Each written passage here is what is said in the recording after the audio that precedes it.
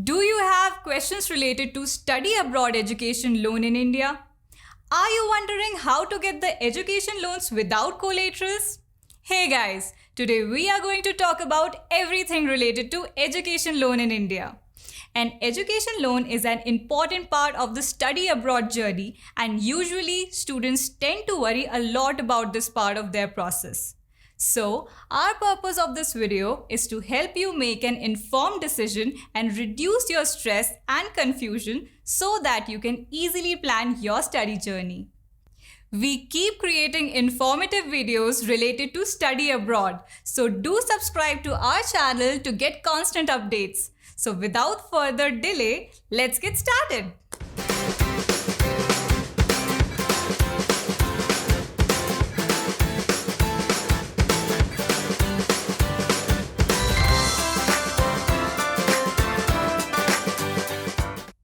Who provides an education loan in India? There are basically three institutions. First, banks. Second, NBFCs, which are the non-banking financial companies like HDFC, Credila, Avance. Third, foreign lenders like Leap Finance. Who all are eligible for an education loan? Different banks in India have their own eligibility criteria. Here are a few basic things that you have to check. First, you should be a citizen of India. Second, the age limit should be between 16 to 35. Some banks do not have any upper age limit.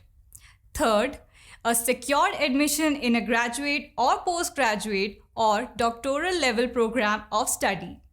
Fourth, a co-applicant and a collateral security. Now, who is a co-applicant? A co-applicant is someone who can act as a guarantor on behalf of you. This can be your parent, sibling, spouse, parent-in-law, or a close relative. Banks will usually ask for income proof or information about your co-applicant's financial stability and assets to approve your education loan. Now, we can discuss about collateral and non-collateral loans. Firstly, what is collateral? Collateral is basically a form of security that banks takes to give you a loan. You have to attach this security along with your loan application.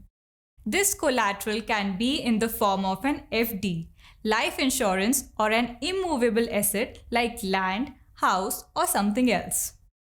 The two most prominent kinds of education loans are education loan with collateral, also known as secured loans, and education loan without a collateral. Most banks in India require collateral security to sanction a loan application over 7.5 lakhs. Meanwhile, non-collateral loans or unsecured loans do not require you to attach a security. But loans acquired without a collateral come with higher interest rates. The next big element you should know about is the interest rate. What is interest? Interest is basically the amount charged by the bank or lender for lending you money. It is calculated as a percentage of the principal, which in this case is the amount of loan you are taking. This interest amount is also commonly referred to as study loan EMI. The interest rate varies depending upon the total amount of loan taken from bank to bank, ranging from 9% to 15%. For example, SBI offers a loan up to Rs 7.5 lakh on a rate of interest of 10.25% per annum and above Rs 7.5 lakh at an interest rate of 10.50%. When you are taking an education loan, interest rate is the most important deciding factor. Now the next big question is, what all does an education loan cover?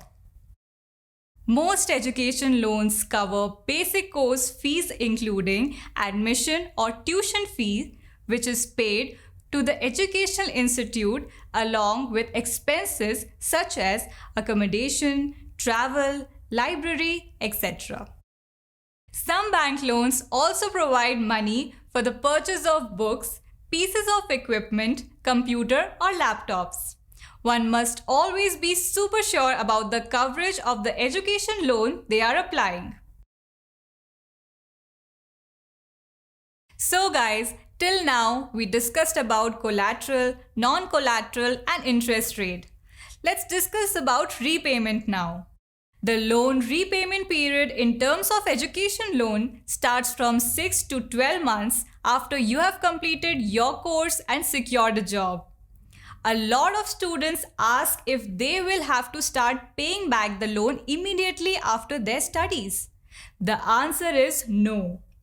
You will get some time before you can start repaying your loan. This time period is called the moratorium period, a time during a loan term when you are not asked to pay any repayment. The moratorium period feature was introduced so that students can start repaying the loan only after they start earning. However, the moratorium period in many cases is not interest-free. How much time does it take to repay? The repayment period also varies from bank to bank. In case of education loan for studying abroad, the repayment period is at times as long as 15 years, giving student enough time and scope to repay the bank in slow and smaller installments. Finally, after discussing all these information about education loan, the most important question here is whether taking an education loan a good option or not. As more and more people are opting for studying abroad, education loans are becoming popular and banks are trying to attract applicants by offering different incentives. Applicants can also avail tax benefits under Section 80E of the Income Tax Act on interest paid towards education loans. However, like any other loan, an education loan turns risky when an individual is unable to pay the loan turns in a bad loan. Hence, it is important for you to evaluate all aspects before applying for an education loan to study abroad. It is very important that students analyze their job prospects in the country they are studying or the job market back home. One should be clear about their repayment ability and have a repayment plan in the place before their moratorium period begins. So that was all about education loan. Check out our playlist, Study Abroad Stories, where we bring you real stories from students about their student life and career opportunities. We hope you found this video really helpful. Please subscribe to our channel for more such videos. Thank you, and we will see you soon in the next video.